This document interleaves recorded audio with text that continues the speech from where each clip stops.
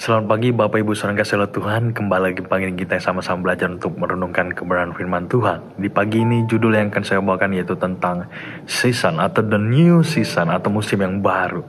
Musim yang baru itu identik dengan perubahan yang tidak bisa kita hindari di dalam hidup ini. Kita sudah masuk tahun yang baru.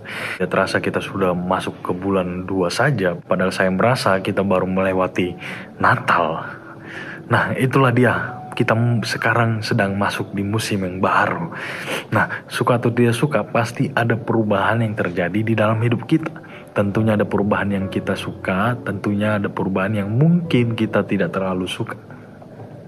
Nah, new season atau musim yang baru untuk semua orang itu mungkin berbeda-beda. Mungkin ada yang sedang berbunga-bunga di saat dia memasuki musim yang baru, seperti di saat mendapat pekerjaan yang baru, atau rekan kerja yang baru, atau kerja sama partner bisnis yang baru, atau dapat dibukakan suatu usaha yang baru. Tapi mungkin ada beberapa di antara kita yang memasuki musim yang baru dengan pengalaman yang tidak baik-baik saja. Musim yang dingin yang membuat kita merasa segala hal tidak terjadi seperti apa yang kita harapkan. Nah, mungkin ada juga beberapa dari kita yang kehilangan pekerjaan atau kehilangan seseorang yang kita sayangi, atau menerima hasil dari medical check up di rumah sakit. Kita terkejut dengan rupanya kita selama ini sedang mengalami sakit penyakit ini dan yang lain-lainnya. Nah, ketahuilah musim yang kita berada sekarang, terima itu dan responi dengan benar. Nah, itu semua terjadi atas seizin Tuhan, hal yang baik maupun hal yang tidak baik. Jadi terlepas dari musim apapun yang kita sekarang hadapi, ada keindahan, ada kebaikan yang bisa kita temui di saat kita memasuki musim tersebut. Nah, di saat kita masuk di musim yang baru, respon kita seperti apa? Itu yang harus kita miliki. Nah, kita sama-sama belajar dari kisah bangsa Israel waktu dia menuju ke tanah perjanjian. Sedikit latar belakangnya, bangsa Israel diperbudak oleh bangsa Mesir sekitar 430 tahun. Dan Tuhan akhirnya mengirim Musa untuk memimpin mereka keluar dari perbudakan dan menuju sesuatu yang baru, yaitu tanah perjanjian.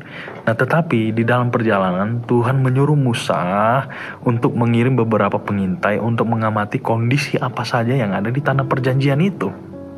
Akhirnya Musa mengirim 12 pengintai, masing-masing dari 12 suku, kepala suku.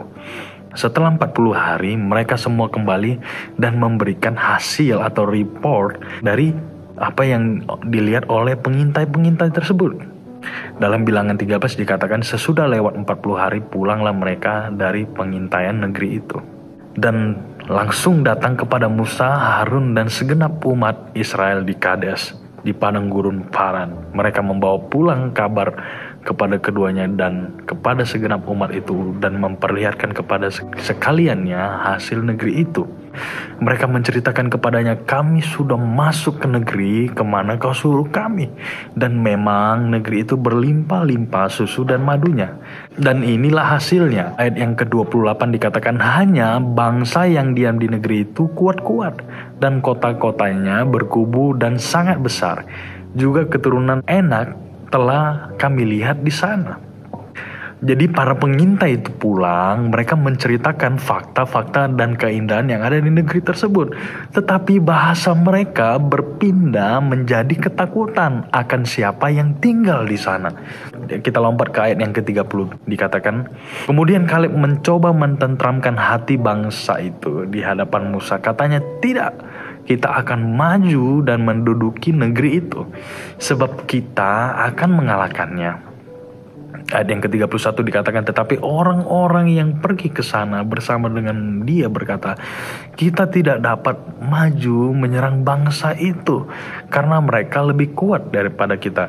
Nah, di sini kalau kita lihat, di sini mereka menciut duluan nyalinya, padahal mereka belum maju apa-apa, belum berbuat apa-apa, tetapi nyali mereka sudah menciut. Menganggap diri mereka kecil, dipenuhi dengan ketakutan. Tidak mungkin kita bisa menghadapi hal ini. Itulah respon dari pihak pertama, yaitu 10 pengintai tersebut, di mana mereka melihat masalah dan menyebarkan ketakutan tersebut kepada orang lain, mempengaruhi orang lain. Di sini kita lihat pengaruh buruk dari orang, pengaruh negatif dari orang dapat mempengaruhi kita. Lalu bagaimana kita lihat respon dari pihak kedua? Yang pihak pertama tadi yaitu 10 pengintai, yang pihak kedua yaitu bangsa Israel. Kita lihat dari Bilangan 14 ayat 2 dan 3 dikatakan, bersungut-sungutlah semua orang Israel kepada Musa dan Harun, dan segenap umat itu berkata kepada mereka, sekiranya kami mati di tanah Mesir atau di padang gurun ini, mengapakah Tuhan membawa kami ke negeri ini, supaya kami tewas oleh pedang dan istri serta anak kami menjadi tawanan? Bukankah lebih baik kami pulang ke Mesir? Lihat, pertama yang kita bisa pelajari di sini ya, respon mereka di dalam musim yang baru, padahal mereka belum pernah masuk ke musim tersebut. Dan penghalang pertama yang bisa kita pelajari adalah kemampuan kita untuk melepaskan masa lalu. Nah, bangsa Israel selalu merasa lebih baik untuk pulang ke Mesir, selalu merasa lebih baik untuk kembali ke Mesir. Mereka lupa bahwa sekarang mereka sudah menjadi orang yang merdeka.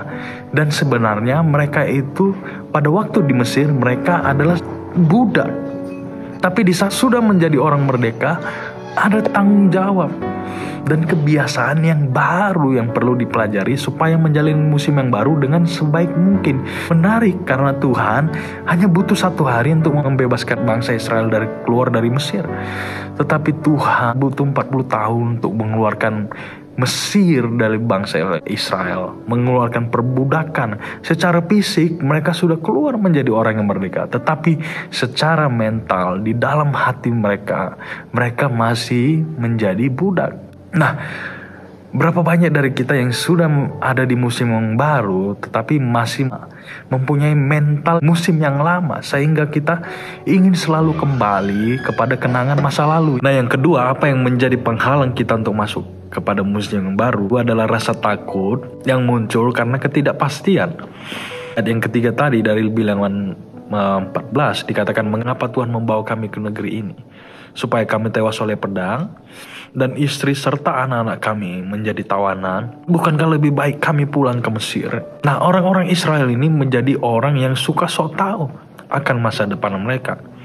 Tahu dari mana mereka akan hal ini, padahal mereka sendiri belum pernah masuk ke sana. Kenapa kita harus percaya akan sesuatu yang belum tentu terjadi? Mereka mencoba untuk menceritakan ketidakpastian masa depan mereka dengan rasa takut dan khawatir.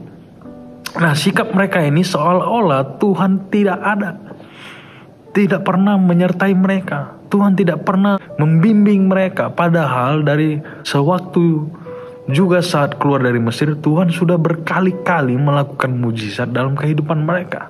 Seharusnya sikap inilah yang seharusnya kita pegang di saat mereka masuk kepada musim yang baru, supaya kita terus gigih melangkah maju ke dalam musim yang baru, karena kita percaya penyertaan Tuhan dalam kehidupan kita. Nah, Tuhan sudah menyertai kita di musim-musim yang sebelumnya, dan Tuhan yang sama juga akan menyertai kita pada saat kita masuk kepada musim yang baru. Sehingga kita berkata seperti apa yang dikatakan Rasul Paulus dalam Filipi 3 ayat 13 dan ke-14 dikatakan, saudara-saudara, aku sendiri tidak menganggap bahwa aku telah menangkapnya, tetapi ini yang kulakukan. Aku melupakan apa yang telah di belakangku dan mengarahkan diri kepada apa yang di hadapanku, dan berlari-lari kepada tujuan untuk memperoleh hadiah, yaitu panggilan surgawi dari Allah dalam Kristus Yesus. Amin.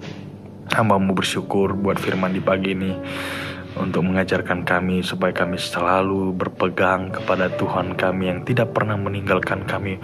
Walaupun kami masuk kepada musim yang baru ini tidak sedang baik-baik saja, tetapi kami mau oleh pertolongan Roh Kudus-Mu yang ada di dalam kami, untuk kami menuntun kami, untuk kami masuk ke dalam musim yang baru ini. Tentunya kami semua percaya bahwa Engkau selalu setia dan menolong kami yang pribadi yang tidak pernah meninggalkan kami. Terima kasih Tuhan Yesus, Kau tuntun aktivitas kami sepanjang harinya. Dalam nama Tuhan Yesus Kristus. Haleluya. Amin. Amin. Sekali Yesus, selamanya Yesus, harapanku tak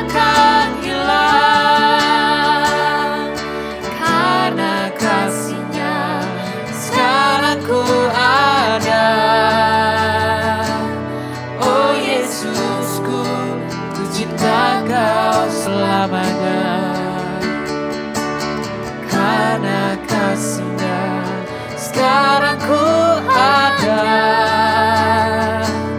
Oh Yesusku, ku cinta Kau selamanya. Karena kasih-Nya sekarang ku ada. Oh Yesusku, ku cinta